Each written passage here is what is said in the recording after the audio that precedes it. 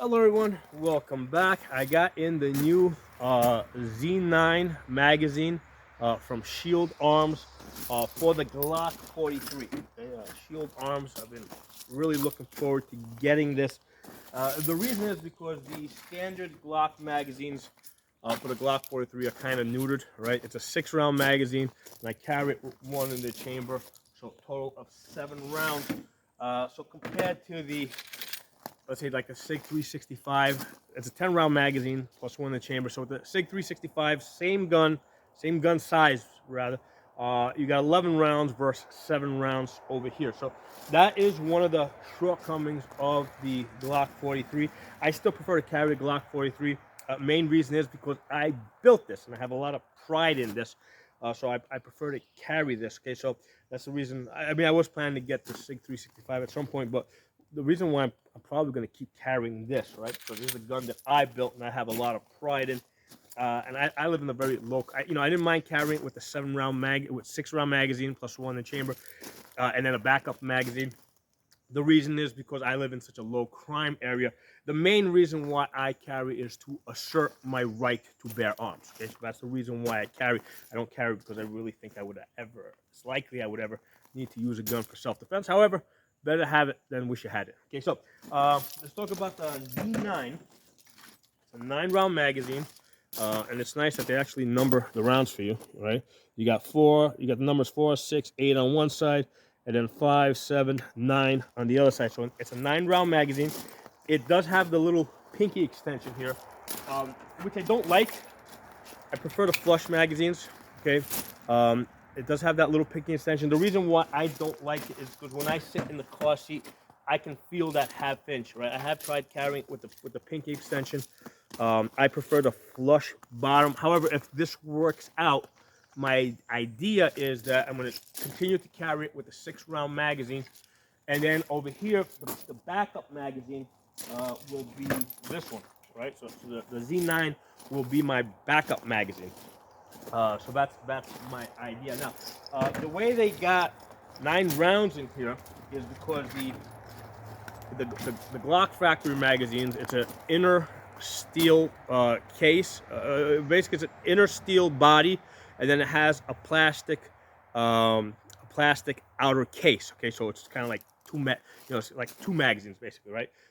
So what they did is they made the magazine all steel instead of steel with plastic on the outside, and by doing so, they created more space on the inside of the magazine, which is basically the same concept of the SIG 365, right? SIG 365. They built the magazine first, and then they built the gun around the magazine. Now, one of the issues that I'm looking for here, okay, is with these aftermarkets, and I built a lot of these, so it's not just specific to one gun, and I have also verified this with other people on these aftermarkets, the feed ramp of the barrel, when the barrel tilts up, the feed ramp comes down and it does strike the front of the magazine here, and it leaves a little impression on it. And it never jammed up the gun. The gun never jammed as a result of that. It definitely hits it. I basically filed it down, and once you file it down just a little bit, it gets it out of the way. You stop seeing any of those marks going forward. So with the plastic, because the plastic softer was able to kind of dig into it, and the feed ramp was able to, the barrel was able to move the way it's supposed to move. We're gonna see if that's going to be an issue today, right? Because obviously the steel is not going to absorb the impact of the feed ramp hitting it the same way that the plastic would, if that turns out to be the case. Okay, so that's what I'm looking for here. And I'm really hoping that Shield Arms tested out these aftermarket guns and incorporated that into the design when they built this. Okay, now the other thing to be aware of, you want to get the combo package, which includes a steel magazine catch. Okay, basically, no, magazine release rather. This thing over here, the standard magazine release is plastic on the Glock 43, and that's fine if you've got a plastic magazine, being held in place by a plastic magazine catch. However, once you got a steel magazine, right? And if that's now being held in place by a plastic catch, obviously the catch release, the magazine release is going to start wearing out, um, up against the steel magazine, right? So that's why you can't have a plastic magazine release on a steel bodied magazine. Okay, so I've not put it in there yet. I'm just going to take a couple of shots and see if this will work, or if I need to go back and kind of file this down a little bit over here. So let's put some ammo in here. I did bring out two. I got steel case and I got brass. It shouldn't make a difference, but let's load this sucker up.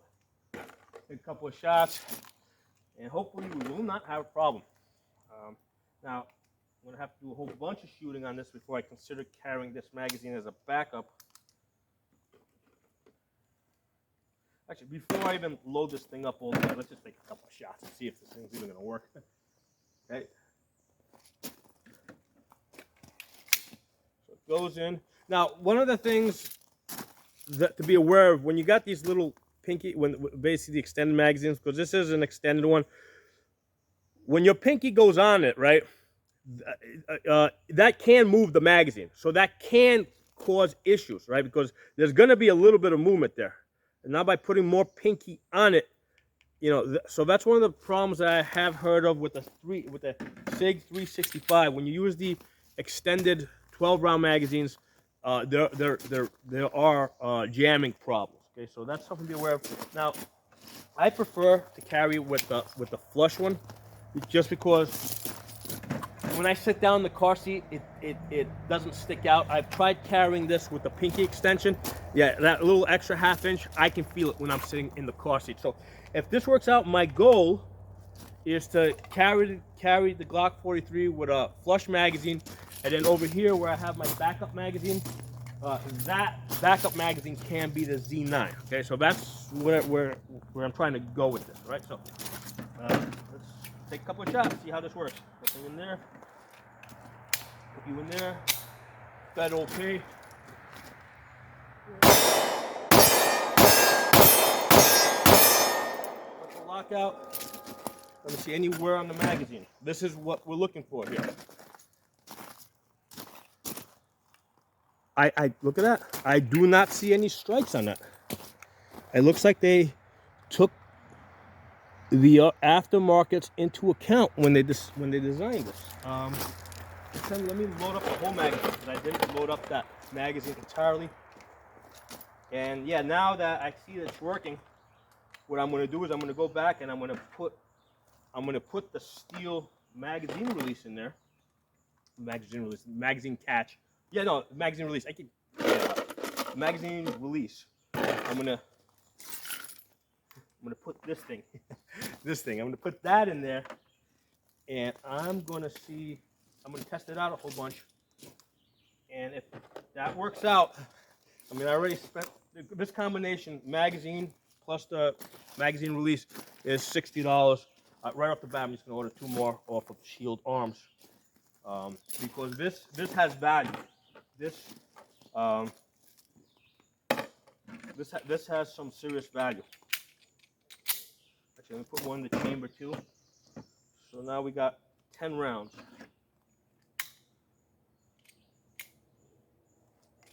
And let's see how we do.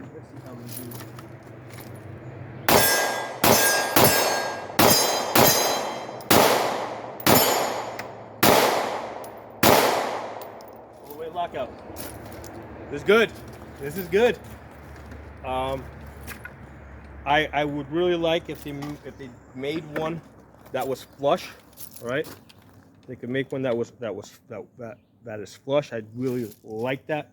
I may only get 1 extra round out of that, or 2 extra rounds, but I would rather carry a flush one and then have this one as the backup. You have backup on your body, backup in your car, backup in your office. You can. Great thing about magazines is you can plant a lot of these in lots of places. Realistically, even though I got lots of Glock 17s, 19s, realistically, if I ever do have to use a gun for self-defense, it's going to be this gun. It's not going to be my ARs, because this is the gun I got on. Well, maybe not this one right here, right? This G, whatever I'm carrying, it's going to be a G43 most likely, and whatever ammunition I have on me, that's what I got. Okay, so that's why this is really practical. Now this magazine really, really adds a lot of value to the Glock 43, because this was the shortcoming of this gun, the capacity. So we're gonna do a whole bunch of testing. This is just an initial impressions video, okay? Initial impressions, really not seeing any. This is what I was most concerned about.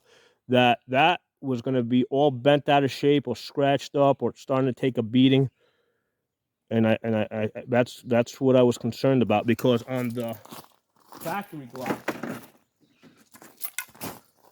you can see how, well, there it is. You can see how it strikes there, right? I've actually filed that down. It still hit it a little bit. I mean, the gun works, but it strikes it right there. So if anything, I can say that the Z9 appears to be an improvement over the factory Glock magazines. And the nice thing about it is they didn't go crazy. They didn't try to make it like 15 rounds or something. Because as these magazines get bigger, when you start getting into the extended magazines, the chances that you're going to have problems go up considerably. So they didn't go too crazy with this. In fact, I would be interested in a flush magazine that basically fits the gun like this. And if I have to give up a round or two, that would be fine. I'll because I'm not going to carry this magazine in the gun because it hits the car seat. But I will, if this continues to do as well, I will carry this as my backup magazine, and I'll get lots more of these.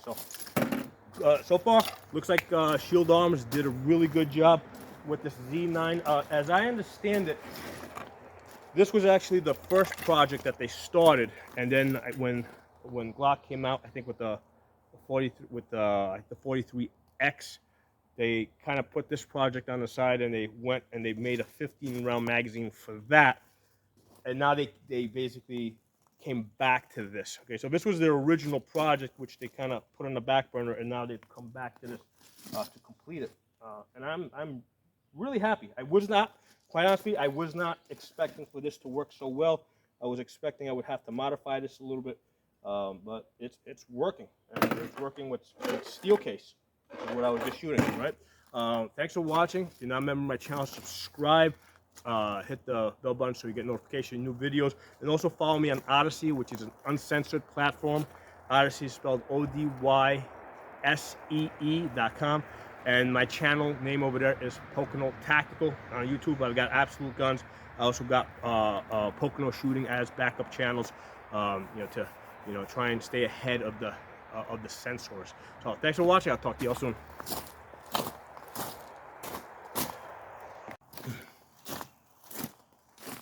Hey, real quick, I want to show you guys the magazine release from Shield Arms. I just got it in there. You can see how it's kind of checkered as compared to the factory one. That looks like that. Now, on this aftermarket, one of the things that I had to do is basically I did have to file the inside of the magazine release, because the problem that I was having with this is that it was really hard to get the magazine to release, and I'm seeing the same issue here.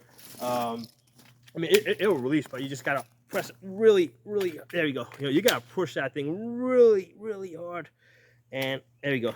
I mean, it's tight. And I'm not gonna, because that one was plastic, so that was really easy to do. Yeah, push this hard to get it out of it.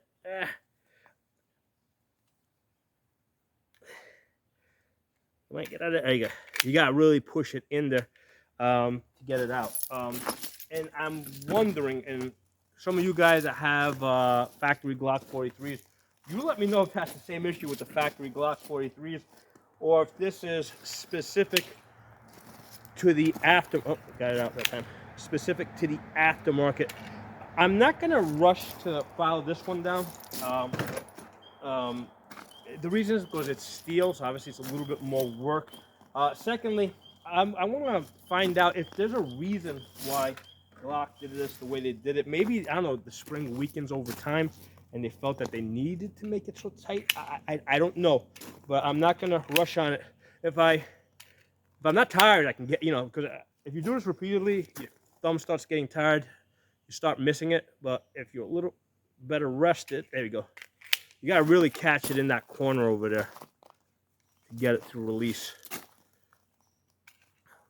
But that's just like, if that really becomes annoying, that's just a matter of taking this out and just dremeling right over here. Just bring it in just a tad bit.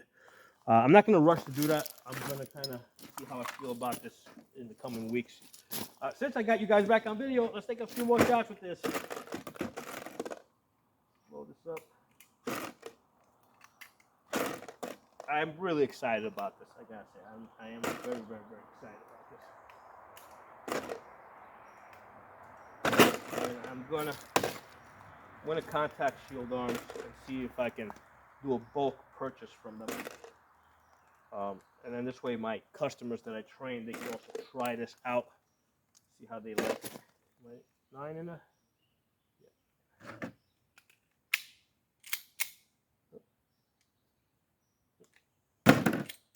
Okay. Sometimes these steel cases, you get a little bit of that problem.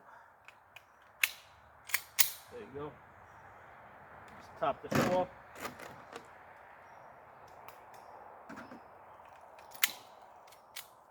Okay.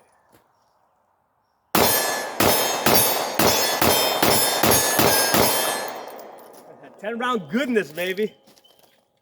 There we go. So, yeah, talk to you guys soon. I'm going to keep practicing with this. You know, I'll probably do a follow-up video with this in a couple of weeks. I'll let you know where I'm at with it. But so far, I'm feeling really good. Let's take another look at this mag. Yeah, look at that. No hits. That was my main concern, that was going to interfere with the feed ramp as the barrel tilts down, the way that you know, it was going to get hit. But yeah, that's working really good. I'll talk to you all soon.